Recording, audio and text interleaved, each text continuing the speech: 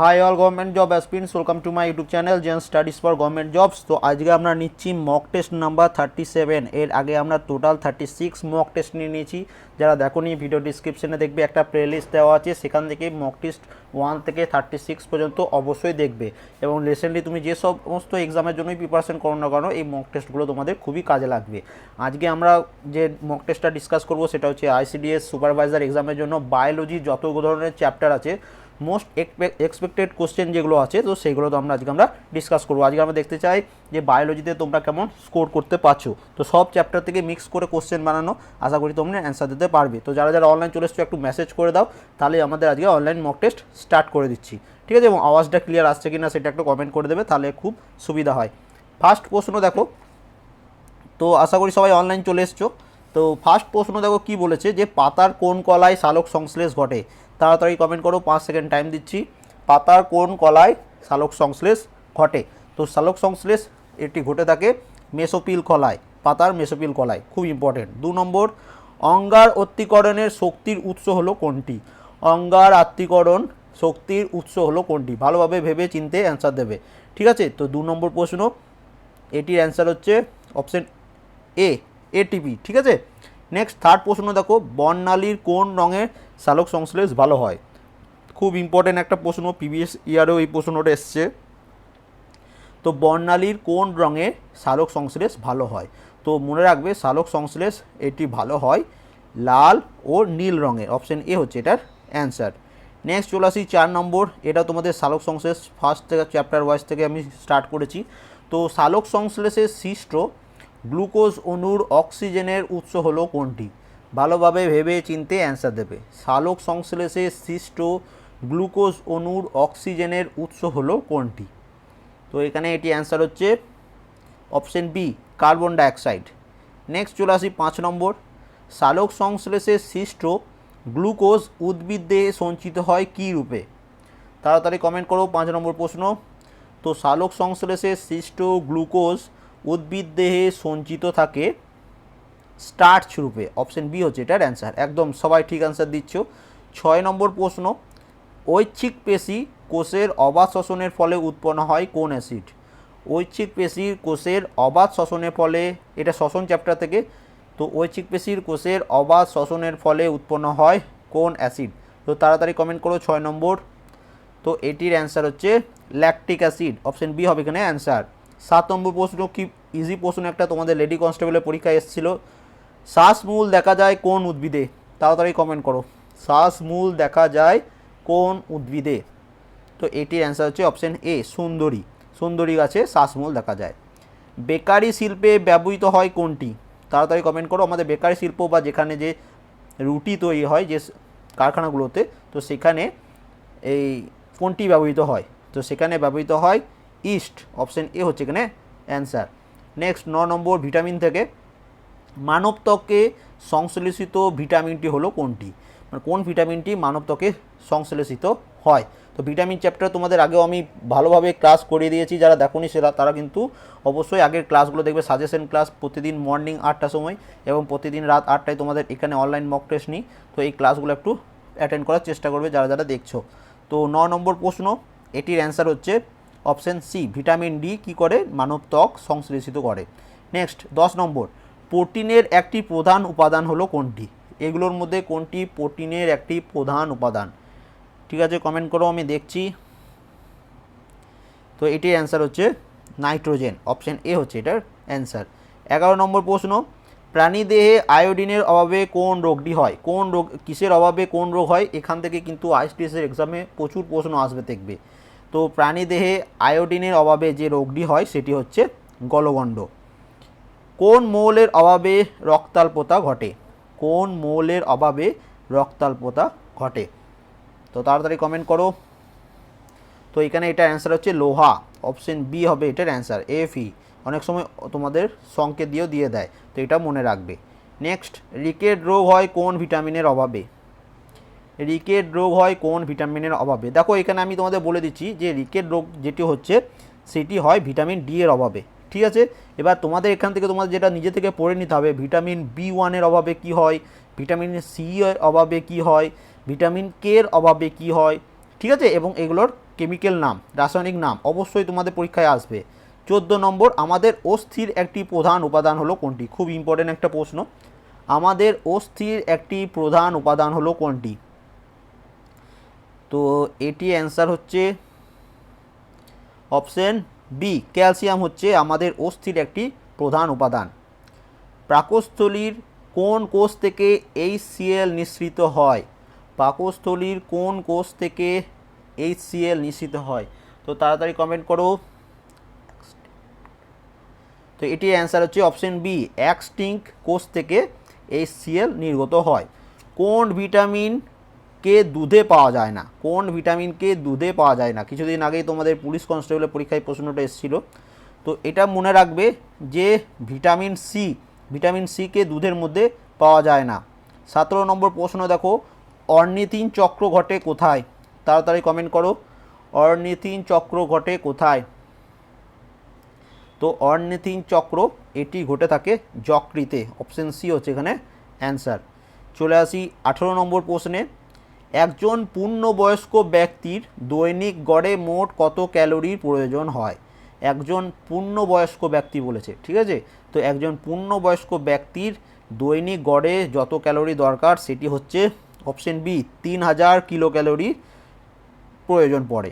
এবার চলে আসি আমরা 18 নম্বর হয়ে গেল। এবার 19 নম্বর প্রশ্নে চলে আসি। দেখো 19 নম্বর প্রশ্ন দেখতে পাচ্ছ, রেটিনা রড কোষ গঠনে সাহায্য করে কোন ভিটামিন? রেটিনার রড কোষ গঠনে সাহায্য করে কোন ভিটামিন? তো তাড়াতাড়ি কমেন্ট করো। এটা তোমাদের আগের দিনও পড়িয়েছিলাম, যেটা মর্নিংয়ে 8টার সময় তোমাদের জেনারেল সায়েন্স থেকে আমি প্রশ্ন দিই সেখান থেকে।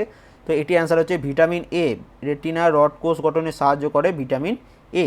চলে আসি 20 নম্বর প্রশ্নে, বন্ধ্যাত্ব কোন ভিটামিনের অভাবে হয়? বন্ধ্যাত্ব কোন ভিটামিনের অভাবে হয়?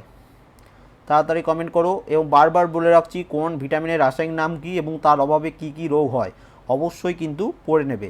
তো এটার অ্যান্সার হচ্ছে option A, vitamin E. Vitamin ইর অভাবে বন্ধ্যাত্ব রোগ হয়।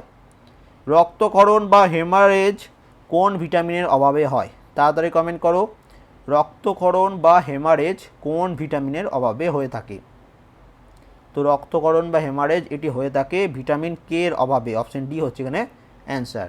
নেক্সট, স্টোমাটাইটিস বা মুখে ঘা কোন ভিটামিনের অভাবে হয়?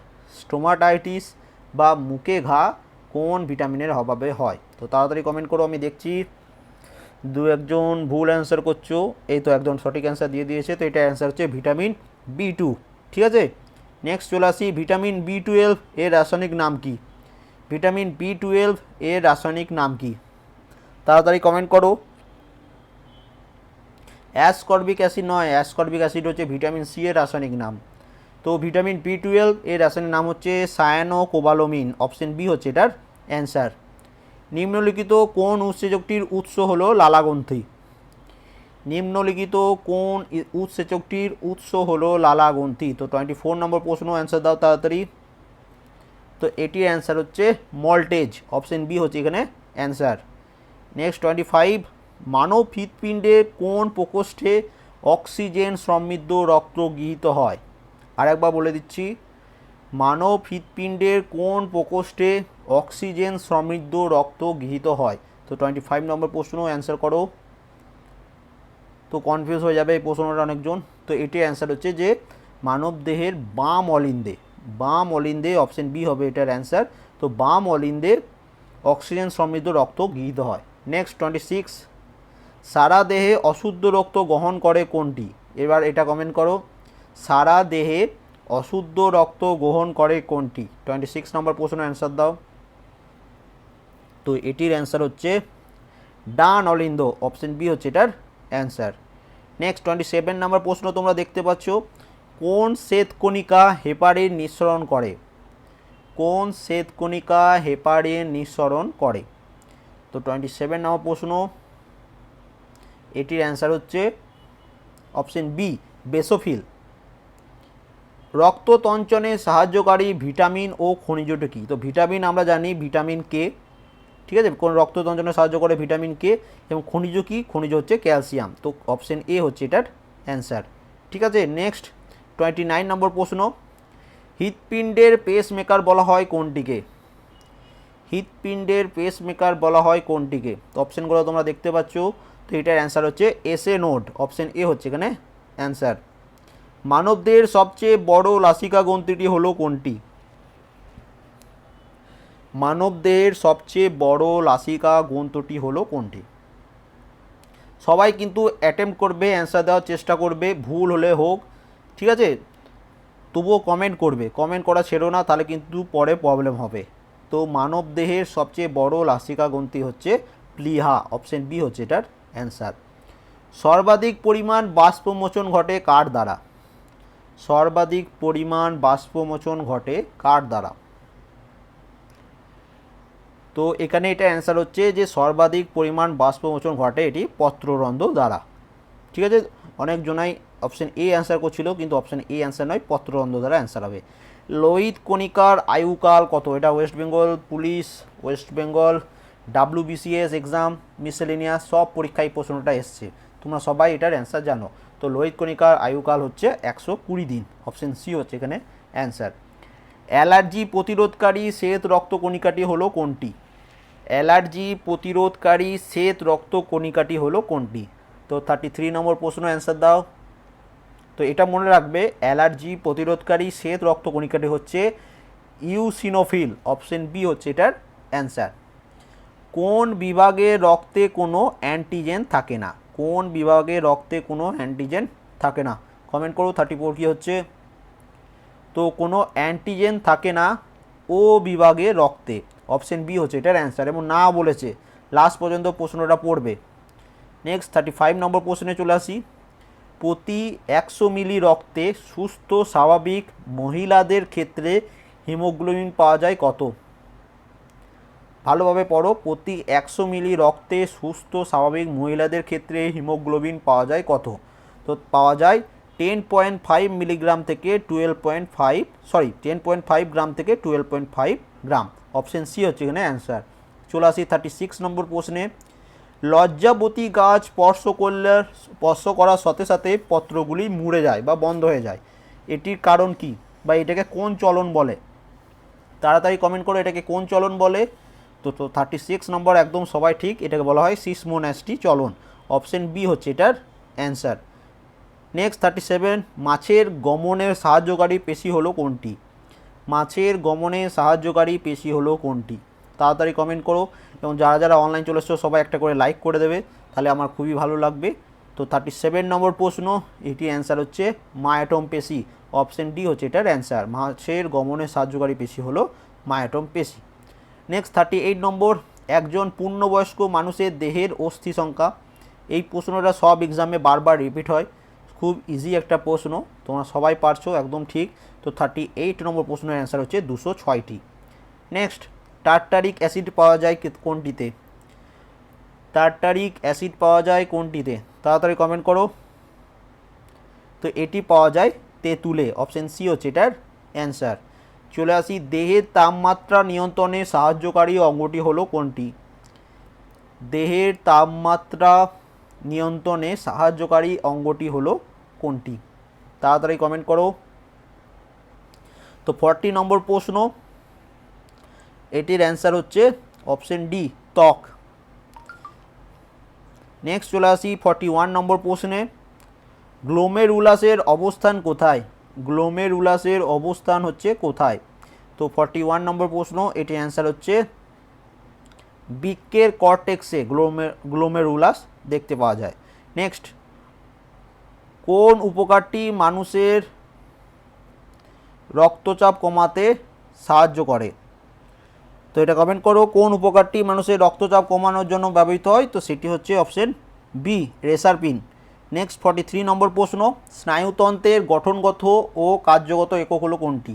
এটা ভালোভাবে পড়বে, স্নায়ুতন্ত্র বলেছে, বৃক্ক বলেনি, ঠিক আছে? তো হুট করে অ্যান্সার দিয়ে দেবে না।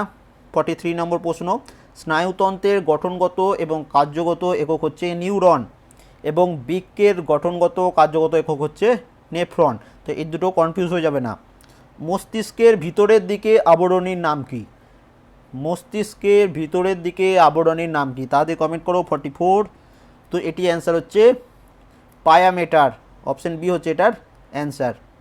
নেক্সট খুব ইজি একটা প্রশ্ন, মানুষের সুষুম্না স্নায়ু সংখ্যা হলো কতগুলি? এই সুষুম্না স্নায়ু এবং করোটি স্নায়ু এই দুটো প্রশ্ন বারবার রিপিট হয়, দুটোর মধ্যে যে কোনো একটা আসে। তো এখানে তোমরা কমেন্ট করো মানুষের সুষুম্না স্নায়ু সংখ্যা হলো কতগুলি। তো এটির অ্যান্সার হচ্ছে অপশন বি 31 জোড়া। তোমরা এখানে কমেন্ট করো যে করোটি স্নায়ু সংখ্যা কতগুলি। আমরা চলে আসি 46 নম্বর প্রশ্নে, নিম্নোক্ত কোনটিকে মিশ্র গ্রন্থি বলা হয়? নিম্নোক্ত কোনটিকে মিশ্র গ্রন্থি বলা হয়? 46 নম্বর প্রশ্ন। তো এটা আগের দিন পড়িয়েছিলাম, এটি অ্যান্সার হচ্ছে অগ্নাশয়। অগ্নাশয় হচ্ছে একটি মিশ্র গ্রন্থি। নেক্সট, শৈশবে থাইরক্সিন কম ক্ষরিত হলে কোন রোগটি হয়? শৈশবে থাইরক্সিন কম ক্ষরিত হলে কোন রোগটি হয়? 47 নম্বর প্রশ্ন, অ্যান্সার করো। তো শৈশবে থাইরক্সিন কম ক্ষরিত হলে ক্রেটিনিজম রোগটি হয়ে থাকে। অপশন সি হচ্ছে এখানে অ্যান্সার। কোন গ্রন্থিকে প্রভু গ্রন্থি বলা হয়? কোন গ্রন্থিকে প্রভু গ্রন্থি বলা হয়? এটা অনেক পরীক্ষায় এসছে, তো এটা কমেন্ট করো। প্রভু গ্রন্থি বলা হচ্ছে পিটুইটারিকে। অপশন বি হচ্ছে এখানে অ্যান্সার। নেক্সট 49 এবং 50 খুব ইম্পর্টেন্ট একটা প্রশ্ন, একটি স্ত্রীলোকের লিঙ্গ নির্ধারক ক্রোমোজোমগুলো কোনগুলি? একটি স্ত্রীলোকের লিঙ্গ নির্ধারক ক্রোমোজোম কোনগুলি? ঠিক আছে, তো এটা কমেন্ট করো তাড়াতাড়ি। কী হবে, সবার প্রথম মনে রাখবে মানুষ দেহে টোটাল ক্রোমোজোম সংখ্যা হচ্ছে 46, তার মধ্যে 44 হচ্ছে অটোজোম এবং দুটি হচ্ছে সেক্স ক্রোমোজোম। এখানে সেটাই বলেছে, এই যে এই দুটি মহিলাদের দেহে কোনটি থাকে? তো সেটা হচ্ছে অপশান এ XX। ঠিক আছে, খুব ইম্পর্টেন্ট, মনে রাখবে। নেক্সট চলে আসি লাস্ট প্রশ্ন, বংশগতির একক হলো কোনটি? খুব ইজি প্রশ্ন, বংশগতির একক হলো কোনটি? তো বংশগতির একক হচ্ছে জিন। তো টোটাল 50 প্রশ্ন হয়ে গেল। তাড়াতাড়ি কমেন্ট করো আউট অফ 50 কে কত কমেন্ট পেয়েছো। এবং বারবার বলে রাখি, যারা নতুন এই মক টেস্টে জয়েন করছো, অনলাইন মক টেস্টে, তারা অবশ্যই আগের ভিডিওগুলো একবার দেখে নেবে। মক টেস্ট 1 থেকে স্টার্ট করে আজকে তোরা 37 নম্বর পর্যন্ত হচ্ছে, তো 37 পর্যন্ত পুরোটা দেখে নেবে। এবং মক টেস্ট 1 থেকে 24 পর্যন্ত এবং জানুয়ারি মাস থেকে এপ্রিল মাস পর্যন্ত PDF ভিডিও ডেসক্রিপশনে দেওয়া আছে, সেটা তোমরা সেখান থেকে নিয়ে নিতে পারো। তো তাড়াতাড়ি কমেন্ট করো কে কত পেয়েছো। 44, 35, 39, 46। তো আশা করি সবারই কোশ্চেন পেপারটা ভালো লেগেছে। যদি ভালো লেগে থাকে, কেমন লাগলো একটু কমেন্ট করে দাও, তাহলে খুব সুবিধা হয়। আজকে কোশ্চেনটা কিছু কোশ্চেন খুব ইজি রেখেছিলাম এবং কিছু কোশ্চেন একটু টাফ করে দিয়েছিলাম, যাতে তোমাদের 50-তে 50 কেউ না পাও। ঠিক আছে, তো কেমন লাগলো অবশ্যই কমেন্ট করে জানাবে। কাল মনে করি কাল রাত 8টায় আবার অনলাইন মক টেস্ট চলে আসবে, কাল রাত 8টায়। And thank you for coming.